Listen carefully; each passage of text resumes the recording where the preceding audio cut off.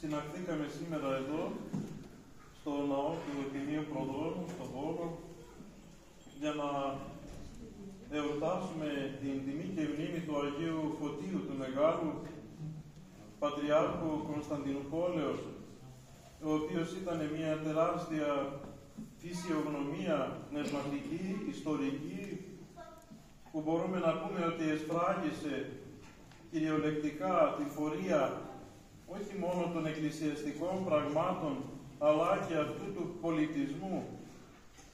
Και παράλληλα εορτάζει τα ονομαστήριά του ημενάρχης εδώ της περιοχής, της εκκλησίας μας, Σεβασμιότατος Μητροπολίτης Δημητριάδος, κύριος Φώτιος, και προσήλθαμε ακριβώς για να εκφράσουμε την συμπαράστασή μας, τον σεβασμό μας, την τιμή μας και την ευχή μας, ο Κύριος να τον ενδυναμώνει, να τον στερεώνει και κατά το παράδειγμα του Αγίου Του να προσφέρει με όσα δώρα ο Θεός τον εστόλησε το καλύτερο που θα μπορούσε για την μαρτυρία της Εκκλησίας, για την βοήθεια την πνευματική των πιστών, τόσο εδώ της επαρχίας του, όσο και πολλών άλλων επαρχιών και στην Ελλάδα και κυρίως στο εξωτερικό, εφόσον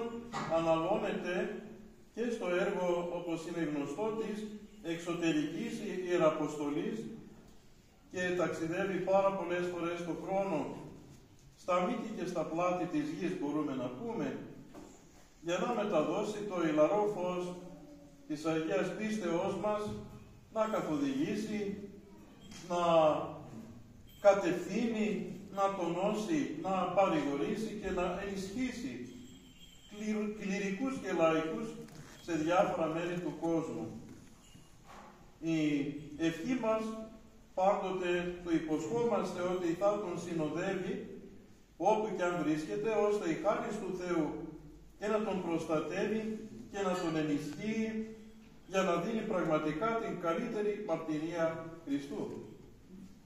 Ο Μέγας Φώτιος έκανε ό,τι καλύτερο ειδηνήθη στα χρόνια που έζησε τα πάρα πολύ δύσκολα του ενάτου αιώνος, όταν είχε κατασταλεί η αίρεση της οικονομαχίας και μετά από λίγο προσπαθούσε η Εκκλησία να βρει πάλι τον ορθό βηματισμό της μετά από μεγάλη δοκιμασία και λέλαπα, αλλά οι δοκιμασίες δεν έπαυσαν, έστω και οι εσωτερικές. Πάντοτε η Εκκλησία δοκιμάζεται εξωτερικά και εσωτερικά. Ο Κύριος το παραχωρεί, να μην απορούμε γι' αυτό, πάντοτε έτσι ήταν. Για όποιον γνωρίζει την εκκλησιαστική ιστορία, έστω και στοιχειωδώς, έστω και λίγο, γνωρίζει ότι σχεδόν όλες οι περίοδοι είναι γεμάτες από ταραχές μέσα στην Εκκλησία. Το προείπε ο Κύριος μας στο Άγιο Ευαγγέλιο που διαβάζουμε: «Εν τον κόσμο θλίψη να έξετε, αλλά θαρσείτε, εγώ ενίκηκα των κόσμων».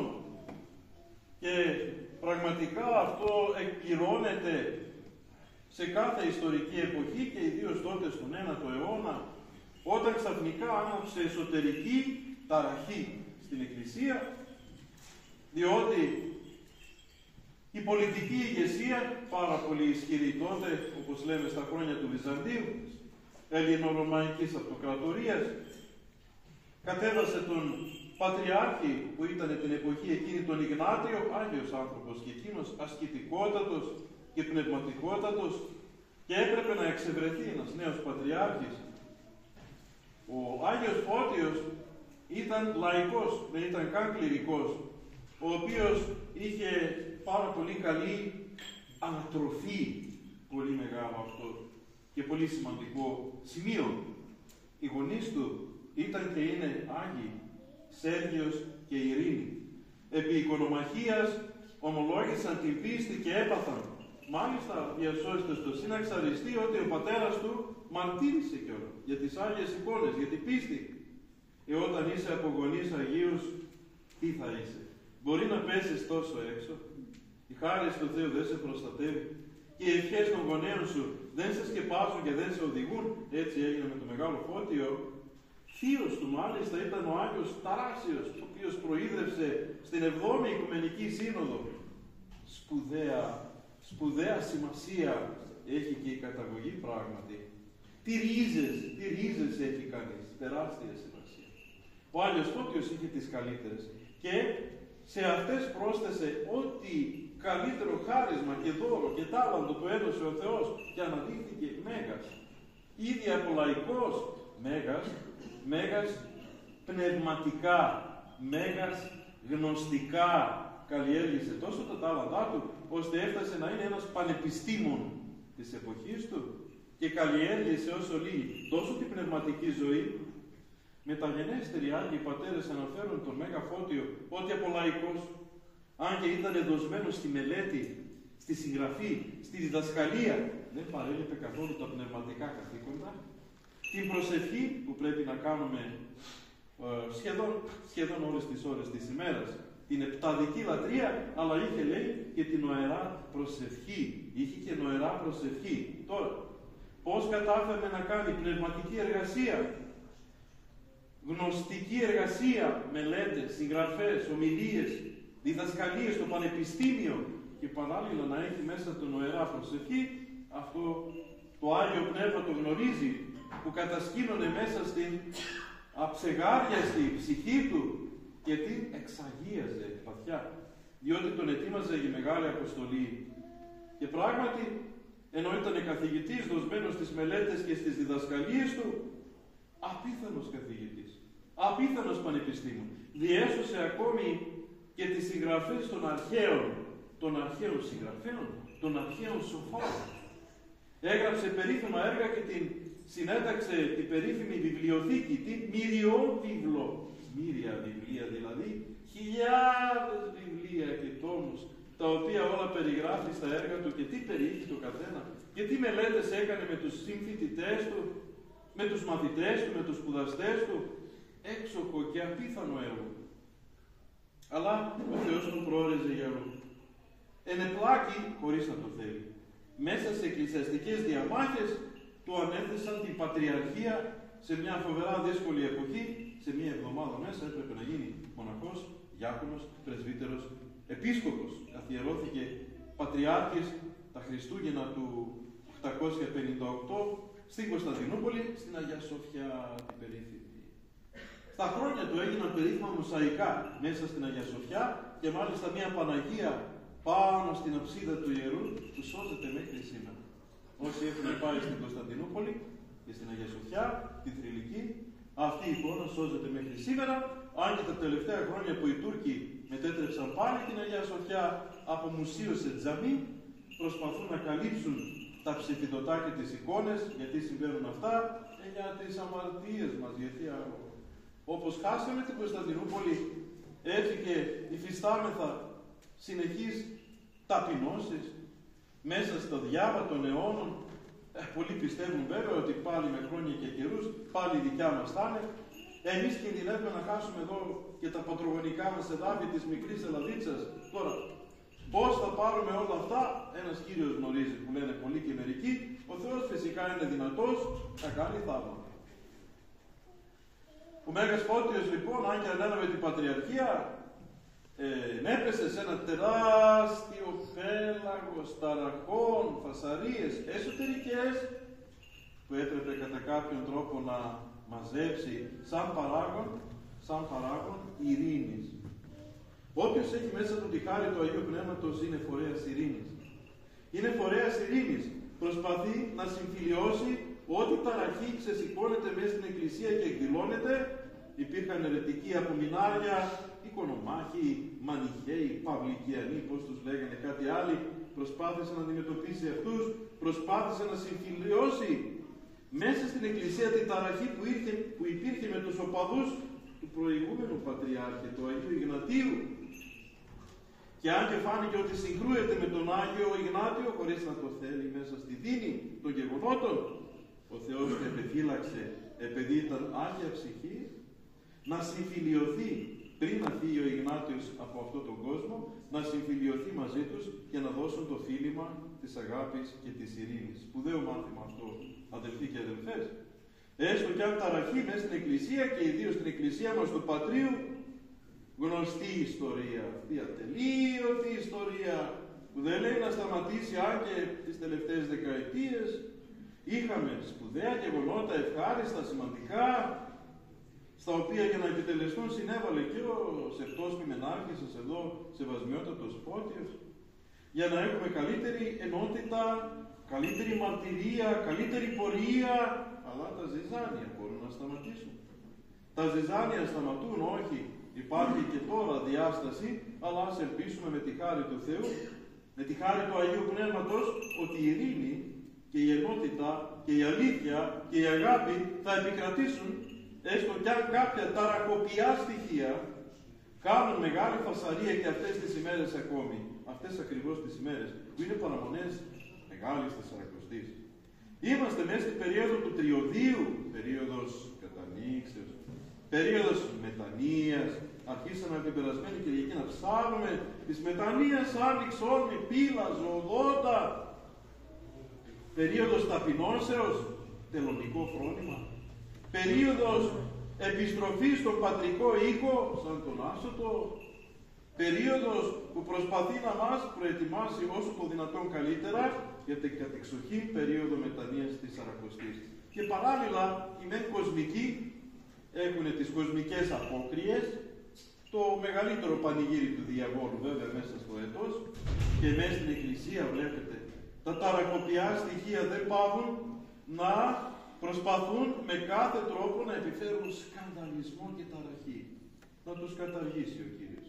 Και με τις πρεσβείες του Μεγάλου Φωτίου, ο οποίος επειδή ήταν ειρηνικός, δεν σημαίνει ότι δεν προέτασε τα στήθη του όταν ήταν ανάγκη με απόλυτη αποφασιστικότητα για να υπερασπιστεί την αλήθεια, διότι στην εποχή του ακριβώς ήταν που υπερυψώθηκε η παπική οφρής, υπερυψώθηκε ο παπισμός μέσω κάποιων δυστυχώς παπών, οι οποίοι δεν στάθηκαν στο ύψος της αποστολής τους και διεκδίκησαν παγκόσμια κυριαρχία και παγκόσμια επιβολή και παγκόσμια υπεροχή. Ο Μέγας Φώτιος υπερασπίστηκε όχι τα δικαιώματα της Κωνσταντινούπολεως, υπερασπίστηκε την ιερά παράδοση της Εκκλησίας, τη διδασκαλία της Εκκλησίας. Όλοι οι επίσκοποι είναι ίσοι. Κάποιοι θρόνοι εξέχουν βεβαίως, διότι λόγω ιστορικό-πολιτικών συνθηκών έφτασαν να έχουν εξέχουσα θέση μέσα στην Εκκλησία, αλλά αυτό δεν σημαίνει ότι κάποιος μπορεί να επιδιώξει κυριαρχική εξουσία έναντι των άλλων εδρών, έναντι των άλλων θρόνων, για να τους καθυποτάξει κοσμικό τον τρόπο, ενώ ο Κύριος αυτό στο Ευαγγέλιο το απέκλεισε. Είπε στους μαθητές του ότι οι άρχοντες κατεξουσιάζουν οι κοσμικοί. Σε εσάς δεν θα είναι έτσι.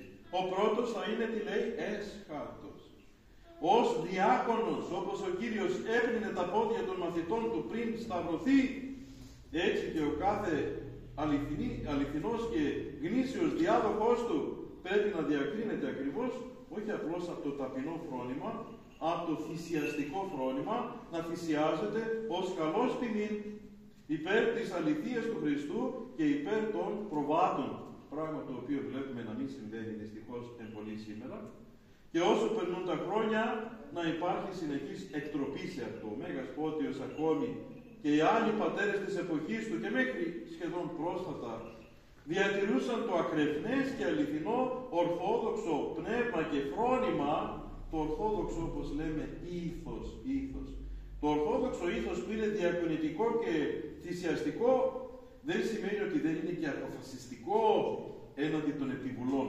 Κάθε επιβουλή που γίνεται, ναι, πρέπει να εξαντλούμε όλα τα όρια συγκαταβάσεως, υπομονής, πραότητος, ταπεινώσεως. Αλλά αν όπως τότε η παπική δεν κατεβαίνει η οφρής, αν δεν κατεβαίνει η αλαζονία, τι κάνουμε τότε?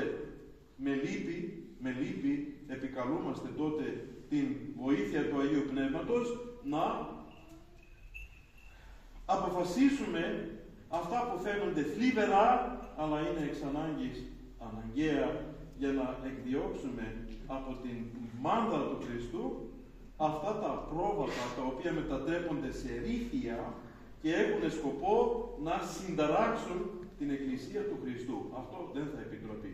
Είτε σε επίπεδο πίστεως, είτε σε επίπεδο ήθους. Αυτό δεν θα το επιτρέψουμε ως Ιερά Σύνοδος και εμείς της Γνησίας Ορθοδοξίας εδώ στην Ελλάδα, που οι προκάτοχοί μας προσπάθησαν να μας εμπνεύσουν, οι καλοί προκάτοχοί μας, γιατί υπήρχαν και όχι οι καλοί, να μας εμπνεύσουν και να μας δώσουν ένα θεμέλιο, να μας δώσουν αρχές κατευθυντήριες, όπως έκανε και εδώ στην πόλη που υπήρχε πριν από μισό αιώνα και πλέον ένας πολύ σεβαστός και ευσεβής ποιμενάρχης, ο μακαριστός Χρυσόστομος ο Νασλίνης, ο οποίος εγγενίασε μάλιστα αυτή την εκκλησία και εδώ ιερουργούσε και εδώ και στην ασθένειά του παρίστατο και στην εορτή του και στην εορτή του ναού κτλ. Και ο Δέσποτας ο Μάξιμος μετά που ακολούθησε στα νεότερα χρόνια και θα έλεγα όσο το δυνατόν πιο άξιος διάδοχός τους, ο Σεβασμιότατος Φώτιος, ο οποίος διακρίνεται και για παιδεία, πλούσια παιδεία θύραθεν και εκκλησιαστική, και για ταπεινό φρόνημα και για θυσιαστική διάθεση. Ο Μέγας Φώτιος, ο οποίος είναι τόσο μεγάλος στο θρόνο της θεότητος, να εμπνέει και αυτόν, να εμπνέει και όλους μας. Να διατηρήσουμε την Αγία Ορθοδοξία με κάθε κόστος, έναντι τόσο των παπικών επιβουλών, όσο και των συγχρόνων νέων παπιστικών τιούτων, διότι όπως είναι γνωστό τώρα προετοιμάζεται ακόμη και κοινό Πασχάλιο, όπως είναι γνωστό, με τους παπικούς ή Παναριώτες της Κωνσταντινούπολης που θέλουν να το προχωρήσουν και να επιφέρουν de facto αυτά τα οποία για τη συνείδηση του Μεγάλου Φωτίου και των Αγίων Πατέρων της Ιεράς Παραδόσεως της Εκκλησίας μας ήταν και είναι μη αποδεκτά. Θα παραμείνουμε λίγοι μένουμε πράγματι, και όσο περνούν τα χρόνια φοβούμε θα είμαστε και λιγότεροι. Θα παραμείνουμε στο πατρό έδαφος και ήρθε ο Μέγας Φώτιος να εμπνέει, όπως είπαμε, και το ποιμενάρχη σας και όλους μας. Και όλους μας, όχι μόνο αρχιερείς, κλήρο και λαό και όλους σας. Όλοι είμαστε συνυπεύθυνοι στην πίστη, ώστε από κοινού να αγωνιστούμε έως τέλους, ο υπομείνας εις τέλος οθήσεται, και από κοινού να αξιωθούμε της Βασιλείας των Ουρανών, της Βασιλείας του Πατρός και του Υιού και του Αγίου Πνεύματος.